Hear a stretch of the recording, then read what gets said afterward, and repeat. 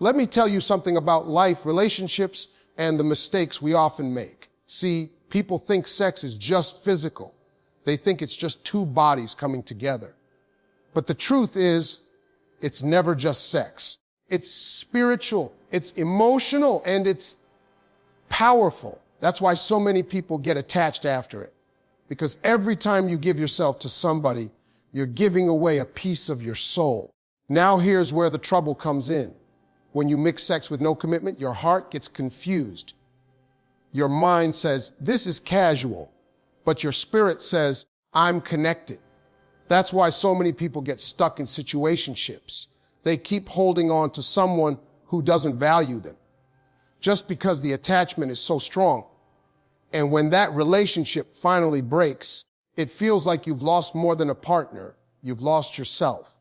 Breakups hurt because you weren't just in love with the person, you were tied to them emotionally and spiritually. That's why you can't move on right away, why you keep checking your phone, why you wonder if they'll come back.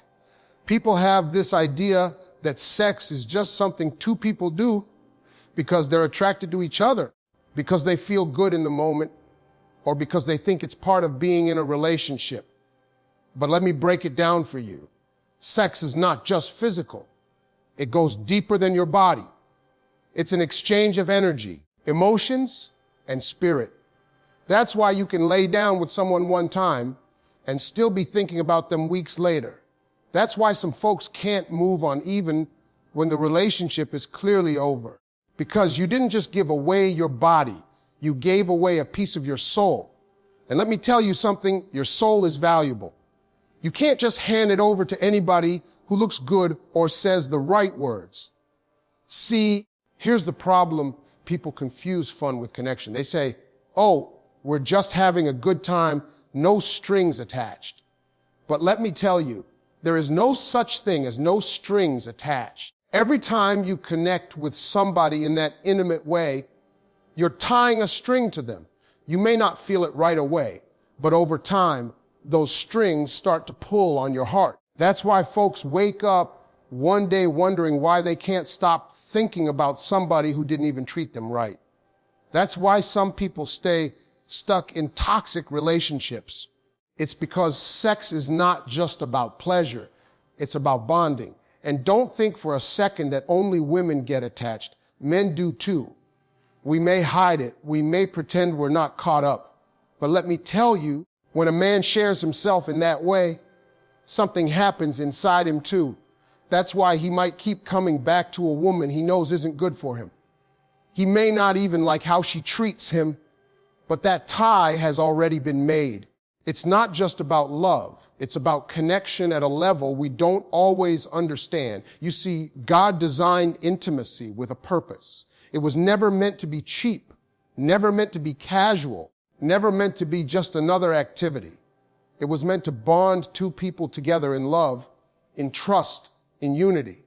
That's why when you give it away carelessly, you're left feeling empty because you've done something sacred with someone who didn't honor it. And the emptiness you feel afterward isn't because you did something wrong. It's because your spirit recognizes the truth. Your body and your soul don't align with something that isn't real. That's why I tell people all the time, be careful who you share yourself with. Don't confuse attention for affection. Don't confuse lust for love. Because when the lights go out and the fun is over, what's left is that bond. And if you gave it to the wrong person, you'll be left holding on to someone who doesn't deserve you. You'll find yourself checking your phone, hoping for a message, replaying moments in your head, and asking yourself why you can't just let it go. It's because intimacy ties you in ways you can't see. So the next time you're tempted to believe it's just physical, stop and think about the truth. Think about how many people are still carrying scars from someone they thought was just a fling. Think about how many people are still broken because they gave themselves to somebody who was never meant to stay. That's not just physical. That's emotional, spiritual, and real. Protect that part of yourself because once it's given, you can't take it back. People like to convince themselves that casual intimacy is just fun, just lighthearted, just something to pass the time. They say, we'll both know what this is. No feelings involved, no attachment. But let me tell you something I've learned from life. There's no such thing as casual when it comes to intimacy.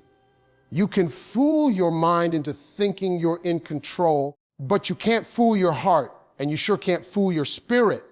Sooner or later, what was supposed to be simple and easy gets complicated because your emotions sneak in, and once that happens, confusion takes over.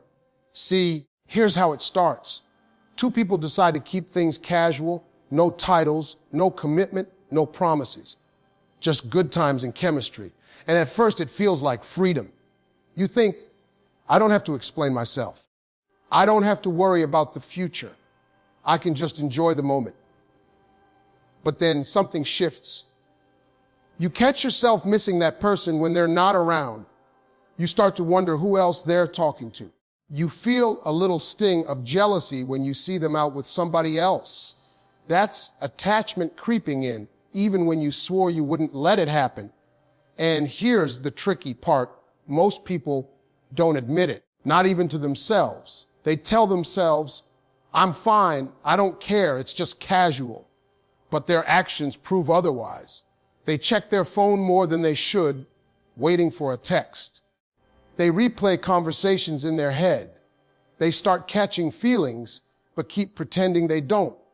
That's where the confusion begins, because the arrangement was never built to handle real emotions. It was built to be temporary. And when something temporary starts pulling on your heart permanently, you get stuck between what you feel and what you agreed to. The worst part is casual intimacy often blinds you to the truth about the other person. You get so wrapped up in the physical side that you overlook the red flags. You ignore the fact that they don't call you unless it's convenient for them. You excuse their lack of effort because the connection feels so strong. You convince yourself that maybe they'll come around, maybe they'll catch feelings too, maybe this casual thing will turn into something real. And while you're hoping, you're also hurting because deep down, you know the deal. You just don't want to face it. This is why so many people end up heartbroken in situations that they never meant to take seriously. Because intimacy creates bonds whether you like it or not. And when those bonds are not matched with love, respect, and commitment, you end up confused. You're not sure if you should walk away. You're not sure if you should hold on. And you're not sure what you even mean to the other person.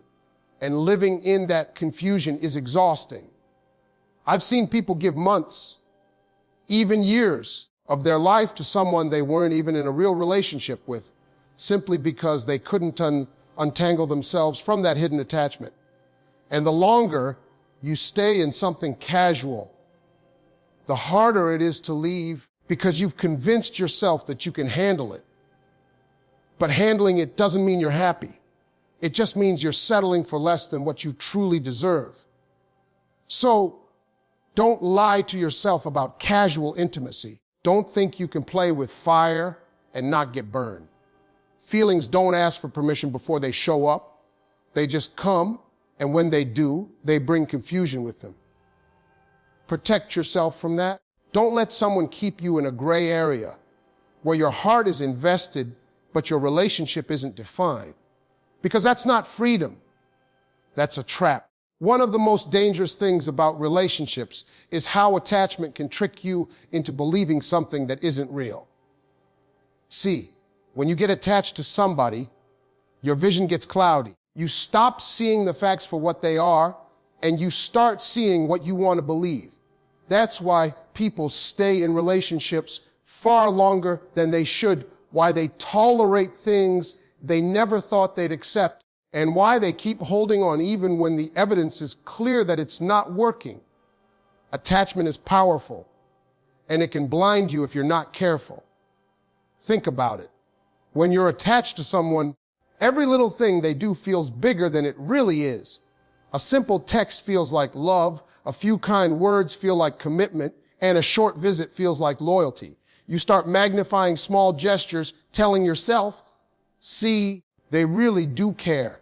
But deep down, you know the truth, those crumbs of affection aren't enough. Yet, because you're tied to them emotionally and spiritually, you convince yourself that those crumbs are a feast. That's what attachment does.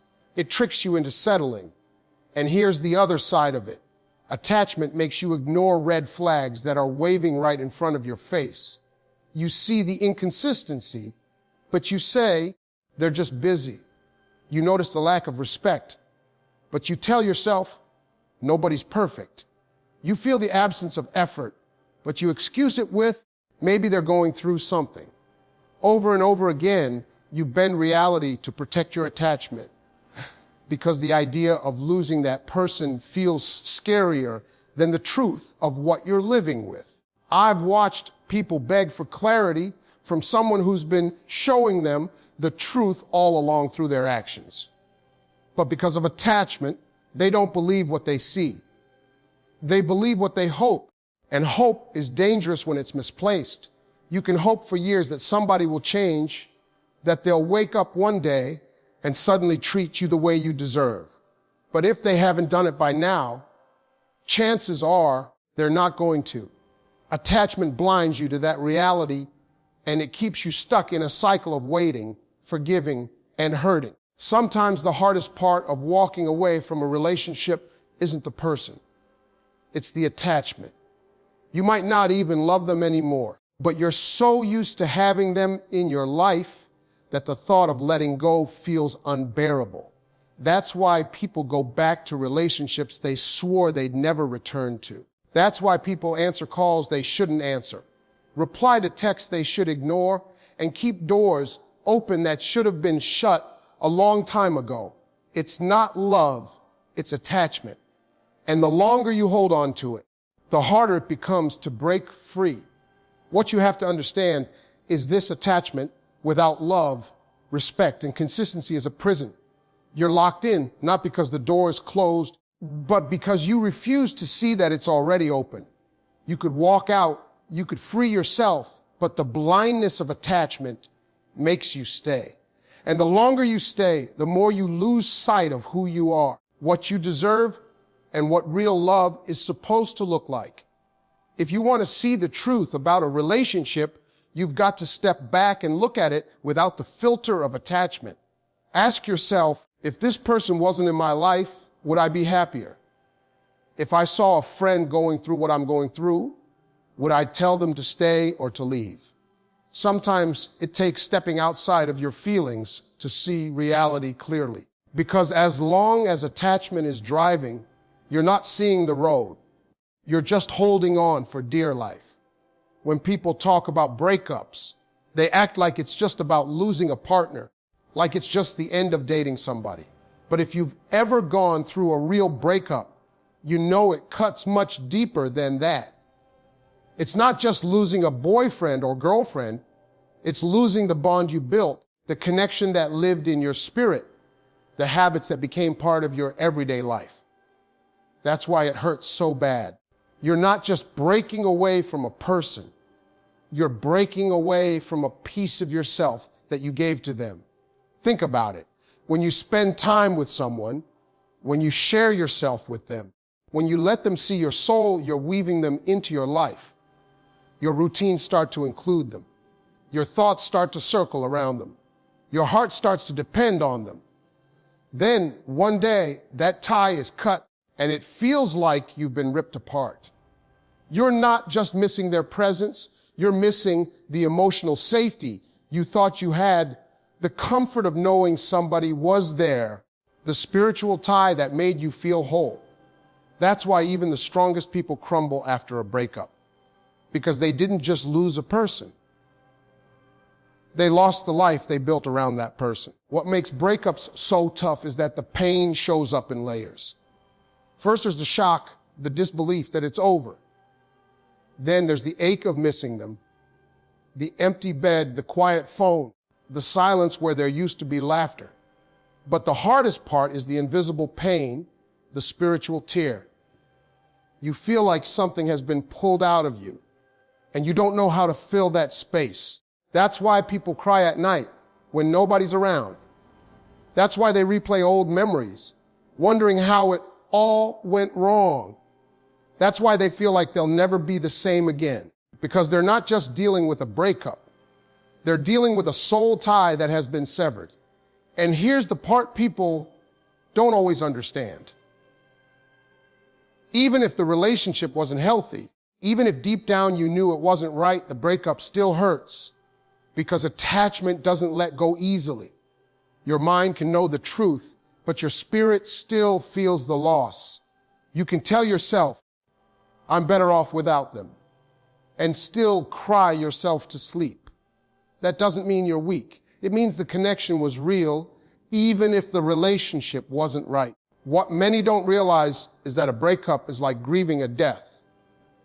You're mourning the loss of who that person was in your life. You're mourning the plans you made, the future you imagined, the love you thought would last. And just like grief, healing takes time. You can't rush it. You can't cover it up by jumping into something new. You have to sit with the pain, understand it, and let yourself heal from the inside out. But here's the good news. As painful as breakups are, they also teach you the most about yourself. They show you what you value, what you can't accept, and what kind of love you really need. They strip away the illusions and force you to see the truth. And as much as it hurts, that pain can become the foundation for your growth. Because the same tie that once kept you bound can, when broken, set you free. So when you're going through that heartbreak, remember this, you're not crazy for hurting the way you do. You're not dramatic. You're not weak. You're human, and your soul is trying to heal from something deep. Don't numb it. Don't run from it. Face it. Because once you do, the pain that broke you can be the very thing that builds you stronger than you've ever been. One of the hardest things for people to accept after a breakup is the feeling of rejection. It feels like somebody looked at you, at everything you are, and said, you're not enough. That kind of pain can eat you up inside if you let it. But let me tell you something from my own life and from what I've seen in others. Most of the time, a breakup isn't about rejection. It's about redirection. It's God's way of moving you out of something that was holding you back and putting you on the path towards something greater. See, here's what happens. When we're in love or when we're attached, we get tunnel vision. We lock in on that one person and build our whole world around them. Even when it's not right, even when we know deep down they're not giving us what we deserve, we stay. We tell ourselves it's going to get better. We make excuses. We hang on. And because we won't move, sometimes God has to step in and move us. That breakup you thought was the worst thing that ever happened to you might actually be the best thing for you. Because if that door hadn't closed, you would have never walked into the one that was meant for you. You ever notice how months or years after a breakup, you look back and say, man, what was I thinking? Why was I even with them? That's because distance gives you perspective. You couldn't see it when you were in it because love and attachment blinded you. But once you're out, you start to realize all the things you ignored. You see how little they gave compared to what you gave. You see how much you bent yourself just to keep them comfortable. And you start to understand that losing them wasn't really a loss. It was a blessing in disguise. The truth is, not everybody is meant to stay in your life. Some people come into your story just to teach you a lesson, to help you grow, or to prepare you for what's next. The mistake we make is trying to turn temporary people into forever people. We give our all to someone who was only supposed to be a chapter, not the whole book. And when that chapter ends, we act like the whole story is over. But it's not over. It's just turning the page. That's why I say a breakup is often protection. Think about it. How many times have you been hurt worse by holding on too long? How many times did ignoring the signs only make the pain heavier later? Sometimes the only way to save you is to remove what's destroying you, even if you don't recognize it at the time. You might think you're heartbroken, but what you really are is freed from something that wasn't ever going to honor your worth. I know it feels personal when somebody leaves. I know it feels like rejection. But a lot of times, it's not that you weren't enough. It's that you were too much for the wrong person. They couldn't handle your love, your loyalty, your vision. And instead of lowering yourself to match their level, life removed them so you could rise higher. That's not rejection, that's protection. So the next time you go through a breakup, shift your perspective. Instead of asking, why did they leave me? Start asking, where am I being redirected? Instead of saying, I wasn't enough, start saying, they weren't the one for me. That small shift in thinking can take you from feeling broken to feeling hopeful. Because you'll realize that a closed door isn't the end. It's the beginning of the right one opening.